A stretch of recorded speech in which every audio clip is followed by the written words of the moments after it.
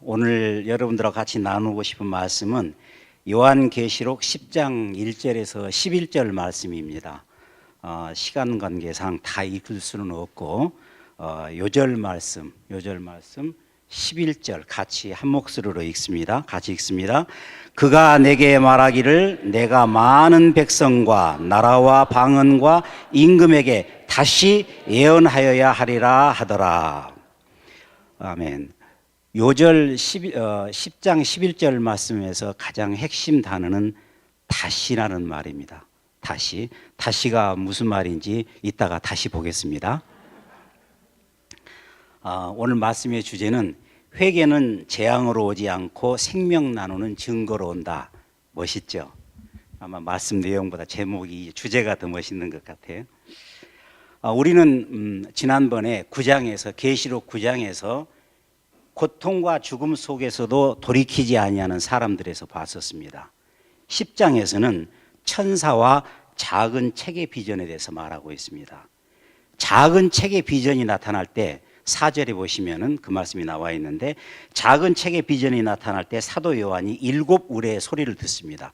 7 우레의 소리를 듣고 기록하려고 하니까 하늘의 음성이 7 우레를 말한 것을 인봉하고 봉하고 기록하지 말라, 이렇게 말씀하십니다.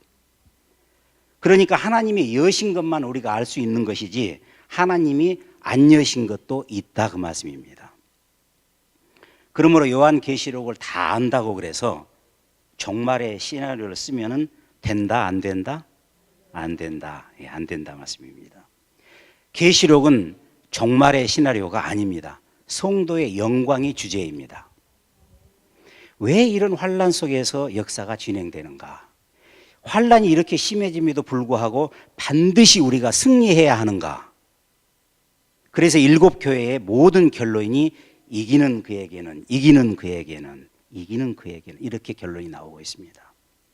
10장과 11장에는 작은 책과 두 증인의 환상이 나타나고 있는데, 두 증인의 그 역사 후에 세상 나라가 그리스도의 나라가 된다라고 하는 주님의 통치의 선언이 일어나면서 12장에서 15장까지 영적 전쟁이 나옵니다. 영적 전쟁의 주인공이 누구입니까? 1번 용, 2번 666, 3번 짐승, 4번 우리들. 예. 영적 전쟁의 주인공은 바로 우리들입니다. 성도들입니다. 용도 아니고 666도 아니고 짐승도 아닙니다. 제가 한 달 전에 한국을 다녀왔는데, 그때 마침 우리 새벽기도 때 계시록 말씀을 나누고 그 CD가 나왔길래 제가 몇 개를 구입해서 한국 가지고 갔습니다. 그래서 우리 하나님교회의 말씀을 충분히 받으실 만한 분한테 제가 이렇게 주면서 우리 새벽기도의 말씀입니다, 같이 나눠서 같이 들어보시죠 드렸고, 이게 요한계시록의 말씀입니다 그랬더니 망설이지도 않고 계시록은 조심해야 되는데, 계시록은 함부로 다루면 안 되는데, 계시록의 주인과 우리 영적 전쟁, 계시록에 나오는 영적 주인공의 영적 전쟁의 주인공은 용도 아니고, 용이니까 그렇겠죠. 666도 아니고 짐승도 아니고 바로 우리들입니다. 우리들 성도들입니다. 본문 내용을 같이 한번 살펴보시겠습니다. 본문을 꼭 한번 돌아가시면 읽어보십시오. 오늘 시간 관계상 다 읽지는 않겠습니다. 1절에 보니까 힘센 천사 이렇게 나옵니다. 구름을 입고 하늘에서 내려온다.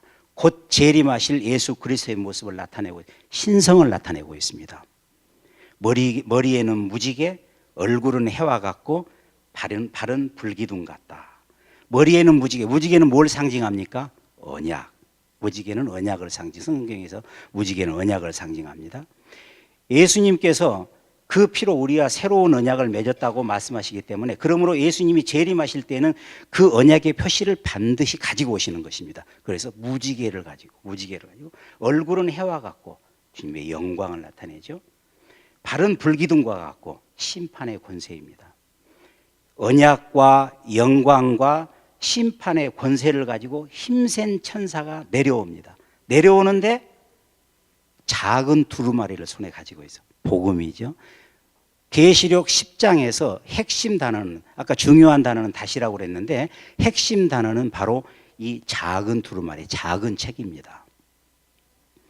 힘센 천사가 가지고 있는 펴놓은 작은 책. 오른발에는 바다, 왼발은 땅을 받고, 그 말은 무슨 말씀입니까? 온 땅 위에 언약을 가지고 영광을 가지고 심판의 권세를 가지고 힘센 천사가 온 땅에 내려오는데 3절에 보니까 사자와 같은 큰 소리, 우레와 같은 소리로 내려온다 이렇게 말씀하고 있습니다. 사자와 같은 소리 뭘 연상하십니까? 유다 지파의 사자. 다윗의 자손이 어디서 나오죠? 유다 지파에서. 사자와 같은 우레와 같은 소리. 사자와 같은 큰 소리가 7 우레의 소리로 들리는 것입니다. 그러니까 임봉하지 말고 기록하지 말라. 임봉하고 기록하지 말라. 계시는 모든 비밀이 아닙니다. 그러니까 기록하지 말라는 것이죠. 구원에 필요한 극히 작은 부분, 추측하는 것조차도 어려운 일입니다. 이로써 우리가 알 수 있는 사실은 하나님의 말씀은 완전히 기록된 것이 아니라는 점입니다. 사도 요한이 7 우레에 바라는 것을 기록하려고 했지만은 여호와께서 안 된다. 그것은 기록하지 말고 봉인하라. 이렇게 말씀하십니다. 그러므로 우리가 가지고 있는 계시는 완전한 계시가 아니에요. 이 천사가 5절에서 6절을 보니까 이 힘센 천사가 하나님을 가리켜 맹세를 합니다. 어떻게 맹세합니까? 지체하지 아니하리라 이렇게 맹세합니다. 시간이 없다. 일순간에 이루어진다. 하나님께서는 주의 재림을 지체하고 계십니다. 그러므로 주님이 오실 때에는 더 이상 지체할 시간이 없습니다. 더 이상 지체할 시간이 없는 거예요. 그러므로 우리가 기도할 것은 무엇을 먹을까? 무엇을 입을까? 무엇을 마실까를 기도해야 됩니까? 오직 우리가 기도해야 될 것은 나라에 임하오시며 뜻이 하늘에서 이루어진 것 같이 땅에서도 이루어지이다. 이 기도가 우리의 기도가 되어야 될 줄로 믿습니다. 7절에 보니까 하나님의 비밀이 이루어지리라 이렇게 말씀하고 있습니다. 복음이죠. 복음. 세상의 권리 증서를 가지고 재림하는 예수 그리스도의 모습을 볼 수가 있습니다. 그러면 하나님의 비밀이 어떻게 이루어지나? 그 8절 이하에 나와 있습니다. 계시록 10장 8절 이하에 보면은 하나님의 비밀이 어떻게 이루어지는가? 천사의 손에 펴놓인 두루마리를 가지라 이렇게 말씀하고 있습니다. 천사의 손에 펴놓인 두루마리를 가지면은 하늘의 비밀이 이루어진다. 5장에서는 계시록 5장에서는 임봉하라, 봉하라 그랬습니다. 그런데 10장에서는 일찍이 죽임당하신 어린 양으로 말미암아 그 펴놓인 두루마리를 가짐으로 하나님의 비밀이 이루어지는 것입니다. 그리고 뭐라고 말씀하십니까? 9절의 말씀 보니까 갖다 먹어버리라 이렇게 갖다 먹어버리라. 요한은 힘센 천사에게 가가지고 그가 가진 힘센 천사가 갖고 있는 책을 달라고 이렇게 요청을 했습니다. 그러자 천사는 그것을 먹어버리라 이렇게 말씀합니다.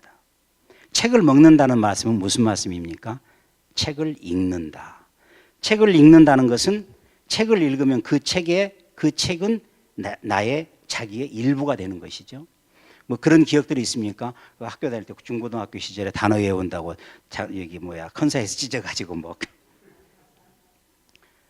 책을 읽을 때는 우리가 마치 주인공이 되는 것처럼 아주 그 읽을 때는 아주 엑사이팅하고 그 말씀이 달지요. 그 약속한 것이 너무 크기 때문에 입에는 달지만은 그것을 소화하고 그 약속이 실현되기 전에 그 일어나는 일들은 매우 쓰고 생각하기에도 힘듭니다. 먹어버리라는 말씀이 무슨 말씀입니까? 말씀을 이해하지 말고 말씀을 머리로 이해하지 말고 말씀을 삶에서 소화시키라라는 말씀으로 합니다. 말씀을 머리로 이해하는 것이 아니라 말씀을 삶에서 소화시키기를 주님의 이름으로 축원합니다. 그래서 내 배에는 쓰다. 이것은 11장에서 두 증인의 내용으로 아마 다시 한번 보시게 될 겁니다. 내 입에는 꿀과 같이 달다. 왜요? 기쁜 소식이니까, 복음이니까. 천사의 말대로 그 두루마리를 펴놓은 두루마리를 갖다 먹어버리니까 역시 배에는 쓰고 입에는 달다. 왜? 소망과 기쁨의 말씀이니까. 하나님의 말씀은 입에는 답니다. 배우기도 쉽습니다. 말씀을 받을 때는 너무너무 기쁩니다. 그런데 배에는 쓰지요. 말씀대로 살기는 어렵습니다. 말씀을 증거하는 것은 순교의 길이기도 합니다. 11절 말씀 보실까요? 우리 같이 한번 읽습니다. 11절 말씀. 그가 내게 말하기를 내가 많은 백성과 나라와 방언과 임금에게 다시 예언하여야 하리라 하더라. 천사는 많은 백성과 나라와 방언과 임금, 즉 세상과 그 권세에 다시 예언하리라, 이렇게 요한에게 명을 했습니다. 다시 환난의 시기에 다시 예언할 것이다. 환난의 시기에 다시 예언할 것이다. 다시 예언하기 때문에 아직 때가 남아 있습니까? 안 남아 있습니까? 때가 남아 있습니다. 그런데 얼마나 많이 남아 있죠? 이 예언의 말씀을 읽는 자와 듣는 자와 그 가운데 기록한 것을 지키는 자는 복이 있나니 때가 다시 한번 때가 가까우니라. 머리로는 다 압니다. 때가 가깝다는 것을 우리는 머리로는 다 압니다. 그 말씀은 입에는 답니다. 그런데 아마 이 말씀 끝나고 찬양 끝나고 우리 또 그 합심기도 끝나고 저 문을 나갈 때는 저 문을 나갈 그 순간에 벌써 나는 아니야. 때가 가깝긴 나한테는 가깝지 않아. 신속히 가니 날아가나이다. 나한테는 신속히 안 가. 천천히 갈까. 내일이 분명히 있어. 아마 이렇게 생각할 것입니다. 마귀의 속임이죠. 나에게는 아닐 것 같고 나한테는 아닐 것 같고 나한테는 신속히 가지 않을 것 같고 나한테는 가까이 있는 게 아닐 것 같고 저 멀리 있는 것 같이 그렇게 아마 느껴지실 겁니다. 천사의 손에 펴놓인 두루마리를 갖다 먹어버리라, 이렇게 말씀하십니다. 환난의 시기에 세상과 그 권세에 다시 예언하리라, 이렇게 말씀하십니다. 아직은 때가 남아있다. 그러나 지체하지 아니하리라, 이렇게 말씀하십니다. 말씀을 머리로 이해하지 아니하고 삶에서 소화하여 하나님의 말씀 가운데 거하시는 저와 여러분이 되시기를 주님의 이름으로 축원합니다. 아멘. 기도하실까요? 우리 찬양팀 올라오시죠.